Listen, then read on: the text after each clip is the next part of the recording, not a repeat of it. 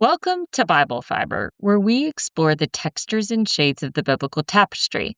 I'm Shelley Neese, president of the Jerusalem Connection, a Christian organization dedicated to sharing the stories of Israel's people, both ancient and modern. For the past 4 years, we've embarked on a chapter-by-chapter exploration of the prophetic text. Now we embark on a new spiritual journey, a 1-year sprint through the foundational narrative of the first 5 books of the Bible, the Torah. As we follow the weekly Jewish reading calendar, we arrive at this week's Torah portion called Toldot, which means descendants or generations. It covers Genesis 25:19 through 28:9. The reading picks up where the last portion ended, the union of Isaac and Rebekah. After 20 years of childlessness, God blessed the couple with twin boys, Jacob and Esau. However, before we delve into Jacob and Esau's turbulent rivalry, it's essential to pause and give their father Isaac his due attention.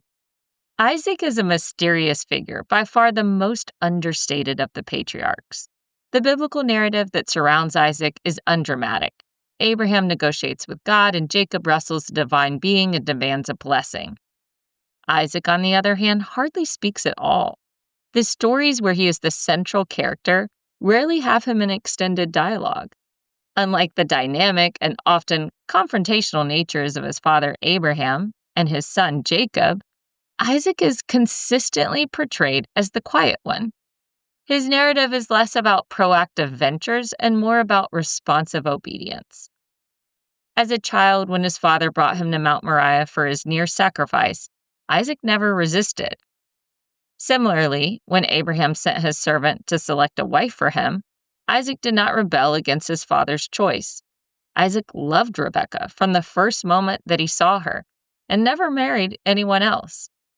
It's precisely this quietude that reveals Isaac's character. He's a peacemaker, a truth teller, and an obedient, content follower of God. He is the consecrated anchor of the covenant. Rabbi Joseph Telushkin describes Isaac as a tamim, a pure and gentle soul. As the middle patriarch, he fortified the covenant connecting a people, land, and their God during an essential transitional generation. Isaac stands alone among the patriarchs and never having left its sacred borders. His relationship with the Promised Land was uniquely steadfast.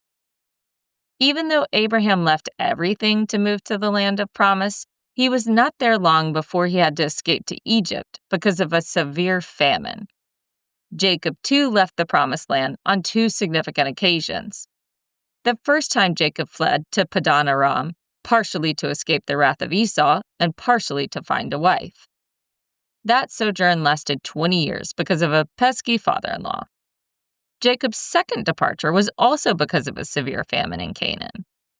You see, Israel was more prone to famine than Egypt because Israel had to rely on unpredictable rainfall, but Egypt had the Nile River and its dependable annual flooding. Like Abraham and Jacob, a famine hit Canaan during Isaac's lifetime as well, but Isaac began to journey out towards the fertile lands of Egypt when God intervened and stopped him. Genesis says, "The Lord appeared to Isaac and said, 'Do not go down to Egypt. Live in the land where I tell you to live.'"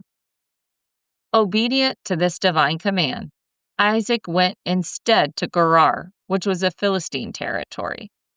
Gerar was slightly better off in famine, but still technically within the bounds of the Promised Land. While Isaac was living in the land of the Philistines, the Lord blessed Isaac. Despite the ongoing famine all around him, Isaac farmed and his crops were bountiful. He accrued flocks, herds, and a huge household. The text says, "Then Isaac sowed in that land, and in the same year reaped 100-fold, and the Lord blessed him."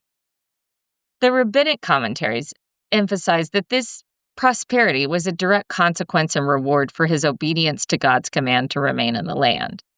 His attachment to the sacred soil unlocked an unprecedented outpouring of divine blessing. He didn't seek prosperity elsewhere. He found it by remaining exactly where God commanded him to be, allowing the consecrated land to nourish its consecrated inhabitant.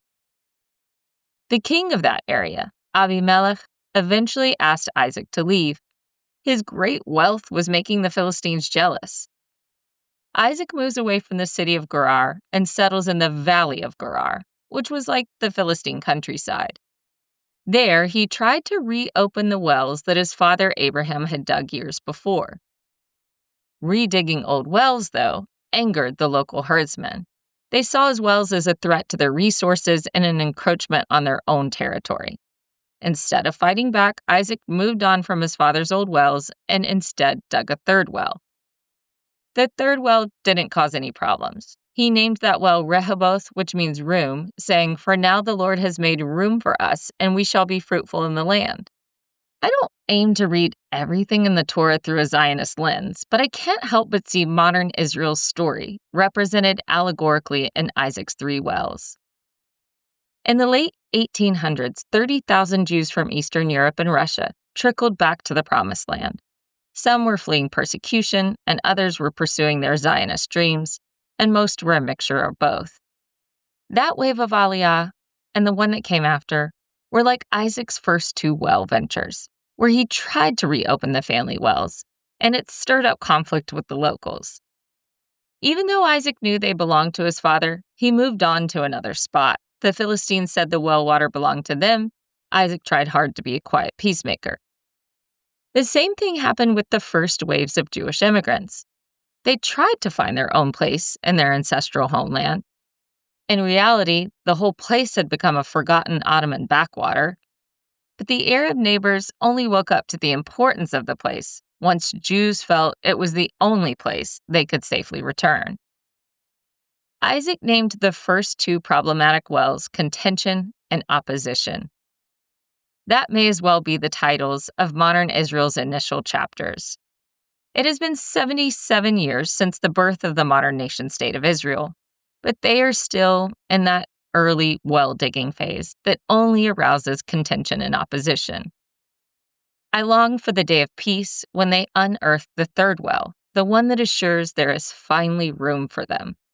It was only after Isaac dug the third well that God appeared to him a second time. It was on this visitation, the only other time God spoke directly to Isaac, that he reaffirmed the Abrahamic covenant. He promised Isaac to bless him, multiply his offspring, and give him all the lands promised to his father. Soon after, even Abimelech, the Philistine king, paid a visit to Isaac. Isaac asked him, "Why have you come to me, since you were hostile to me and sent me away?" The king explained that Isaac's constant success had not gone unnoticed. He said, "We saw clearly that the Lord was with you, so we said, there ought to be a sworn agreement between us and you. Let us make a treaty with you that you will do us no harm, just as we did no harm but always treated you well and sent you away peacefully. And now you are blessed by the Lord."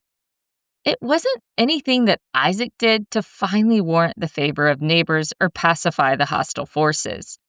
It was God who intervened and opened the eyes of Isaac's enemies.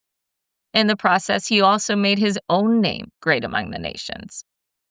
By recognizing Israel's blessing and protection, King Abimelech also recognized the superiority of Isaac's God. I believe this event foreshadows what the prophets foresaw in Israel's future. Isaiah, Jeremiah, Ezekiel, and Zechariah, they all predict a future time when God's supernatural restoration of Israel will compel its enemies to recognize the hand of God over them. The prophet Isaiah wrote, "In the last days, the mountain of the Lord's temple will be established as the highest of the mountains.